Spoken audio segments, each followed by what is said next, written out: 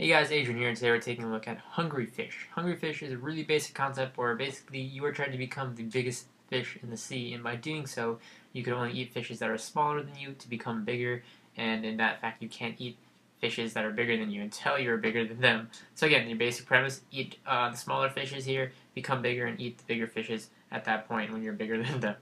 Really simple menu, I really do appreciate that. You can turn the sound on and off here, which I'll turn off for the review. You can see the how to play, so you can kind of read the backstory of the game and stuff like that, what you have to do, all that jazz.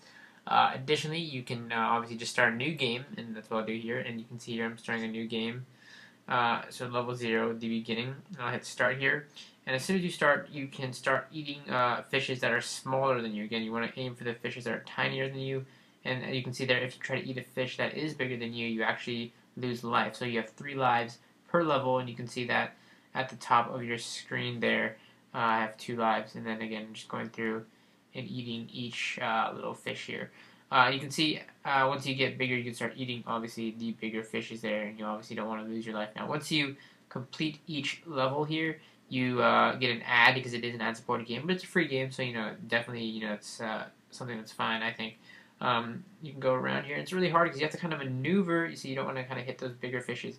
Controls are super dead simple. You go around eating fishes by just dragging your finger around and eating more and more fishes. You can see here, if you die, then it says game over. It does have Game Center support, so that's nice to see.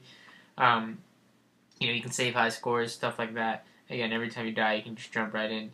And the way it's structured in the way that if you start a new game, every time you start a new game, basically you have to go through the levels again. So even if you die, you kind of have to start all over in the sense from the level. So you can see here, I'm just going to kind of get through this level quickly here, and you can see how fast the fish becomes bigger the more fish I eat, and obviously the bigger I get, I can start eating bigger fishes, and you can see there you want to avoid things like sharks, obviously. So we can now eat this green fish because I'm just as big as he is. And at the end, what I do like, it kind of gives you an overall score of what fishes you've eaten. So you can see here I have the level completed, and you can get an overview of all the fish you've eaten. So you can see here there's multiple levels. Looks like there's 10 plus levels here that you can just start eating, going through and eating fishes.